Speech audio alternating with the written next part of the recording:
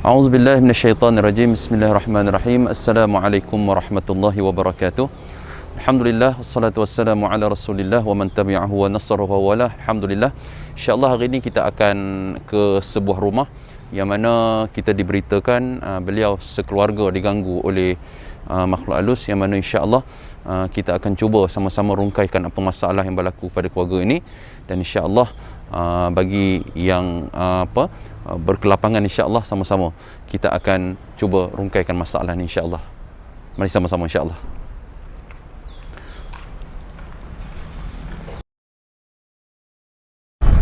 Assalamualaikum.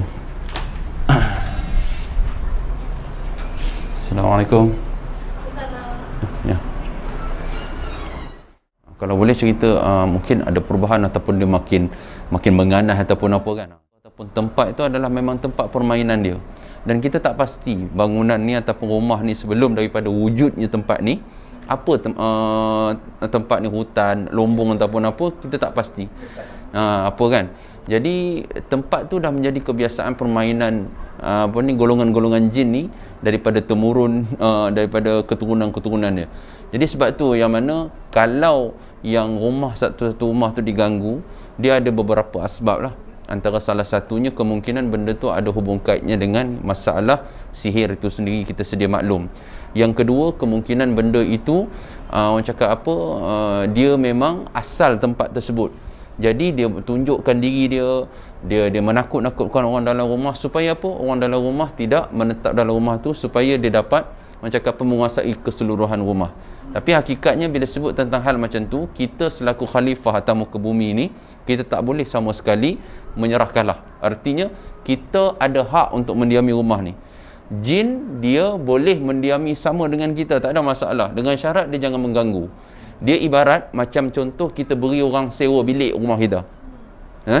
Bila mana orang yang sewa bilik rumah kita, dia buat masalah, dia buat dia buat perangai tak elok dan sebagainya, tiba-tiba kita pula takut dengan dia, kita keluar daripada rumah.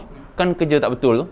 Jadi benda yang betulnya, bila mana dia mengganggu kita, kita ada hak untuk mengusir daripada tempat kediaman kita. Sebab kita kena faham, Allah jadikan manusia, anak Adam ini sebagai khalifah atas muka bumi ni. Jadi kita tak boleh menyerah atas gangguan yang dia buat dan sebagainya. Mungkinlah saya memang rasa memang kawasan ni memang tempat dia, kita tak nafikan. Maksudnya bukan rumah ni saja. Macam contoh rumah kawasan sini dan sebagainya, mungkin banyak gangguan, tapi antara orang buat panggil orang pagar ataupun tak, itu wallahu alam. Tapi hakikatnya memang kawasan ni. Tapi apa yang berlaku pada kita tu taklah mudah-mudahan orang cakap mudarat yang teruk. Artinya mungkin sekadar anak tu takut dan sebagainya, tak adalah sampai dia sakit, tak adalah sampai dia tak boleh nak makan dan minum dan sebagainya tu. Alhamdulillah lah. Biasalah orang kata jin ni memang dia nak suka mengusik budak-budak dan sebagainya. Terutama sekali kalau orang tua pun kadang-kadang dia usik juga. Supaya apa? Supaya kita ni pergi cari perubatan yang langgar dan juga keluar daripada syariat. Maksudnya apa matlamat dia? Nak biar kita syirik tu je. Supaya kita guna tangkal, kita gantung tangkal, azimat dan sebagainya. Hak tu yang dia nakkan.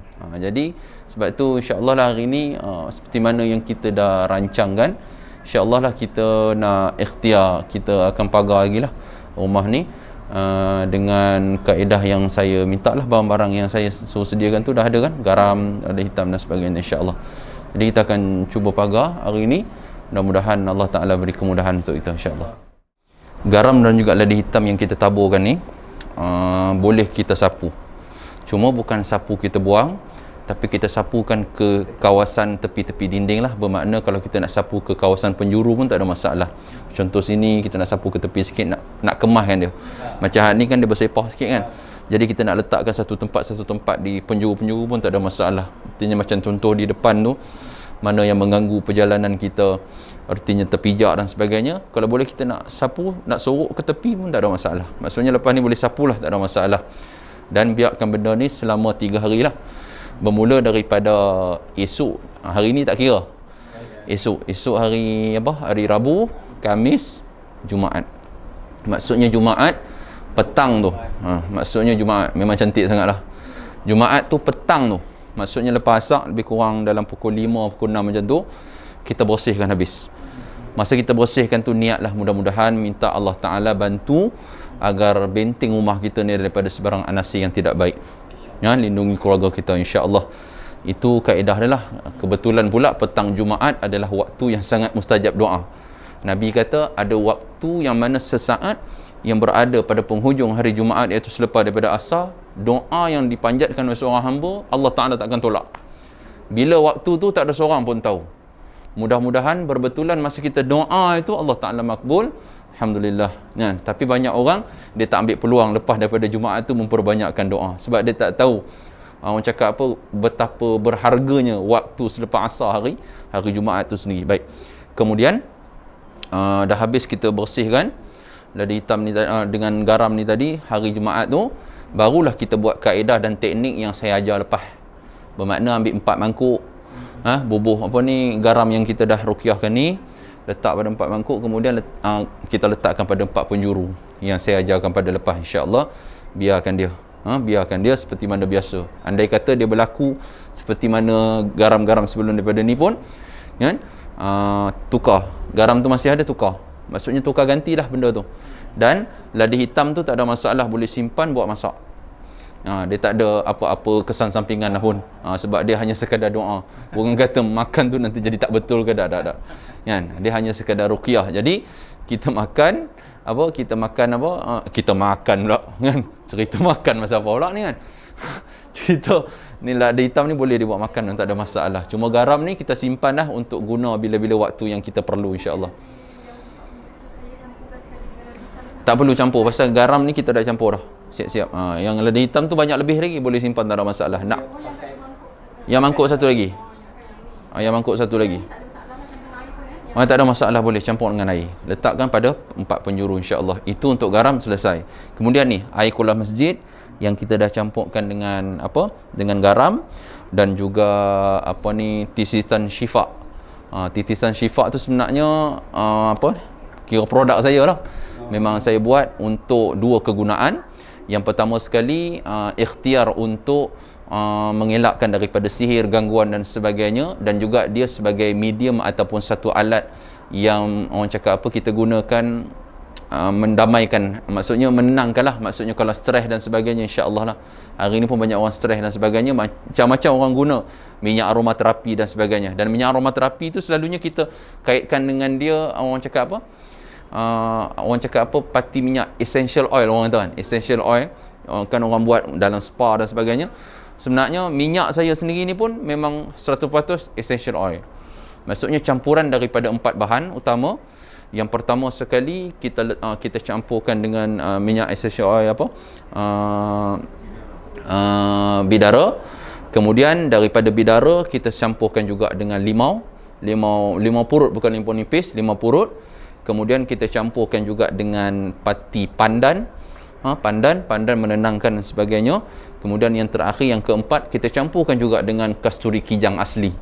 Ini kasturi kijang asli. Jadi 4 bahan ni kita gabungkan.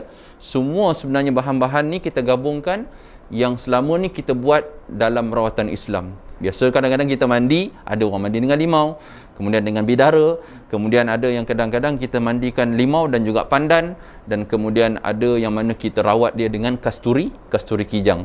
Jadi 4 bahan ni kita campurkan sekali, kita ruqyahkan dia sebagai kemudahan. Maksudnya mudahlah untuk kita gunakan bila-bila saat kita perlu. Contoh kita nak pagar rumah, kan?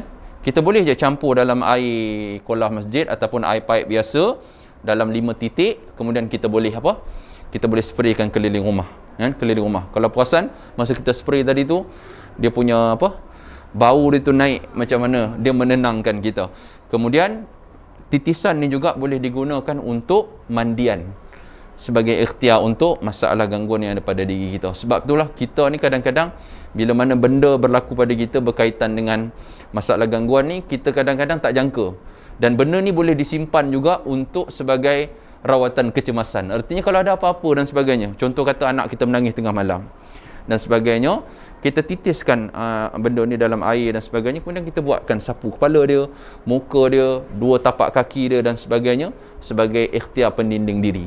Dalam masa yang sama, bukan hanya sekadar kita sapu lah, kita yang orang Islam ni tahu apa yang nak dibaca. Benda yang paling utama kalau boleh kita baca lah kurang-kurang ayat kursi ataupun 3 kul sambil kita sapukan. Mudah-mudahan Allah Ta'ala beri perlindungan. Itu kaedah dia lah, insyaAllah. Baik, spraykan air ni selama 7 hari. Spraykan air ni selama 7 hari, bermula daripada esoklah hari pertama. Waktu dia bila? Waktu dia yang terbaik adalah hampir maghrib, 6.30 petang. Hampir maghrib, 6.30 petang. Spraykan bermula daripada penjuru yang saya spray tadi itulah, bermakna penjuru kiri kita membawa ke kiri. Pusing keliling rumah seperti mana tawaf Kaabah, iaitu lawan arah jam lah. Pusing begini. Yang pusing begini, masuk semua bilik kecuali bilik air tak payah masuk, dan sampai bertemu pada tempat pertama kita spray. Baik, masa spray tu macam biasalah, baca ayatul kursi macam yang saya ajarkan tu. Jangan putus, sambil dalam hati kita niatkan, ya Allah, jadikan ini sebagai asbab ikhtiar untuk rumah ini dilindungi daripada sebarang gangguan. Itu kaedah dia, 7 hari. Baik, cuma peringatan, 7 hari tu dia mesti berturut-turut, tak boleh selang. Bermakna andai kata kita skip 1 hari, maka dia akan diulang hari yang pertama. Jadi kena konsisten lah 7 hari tu, insya-Allah. Mudah-mudahan. Wallahu a'lam. Itu saja.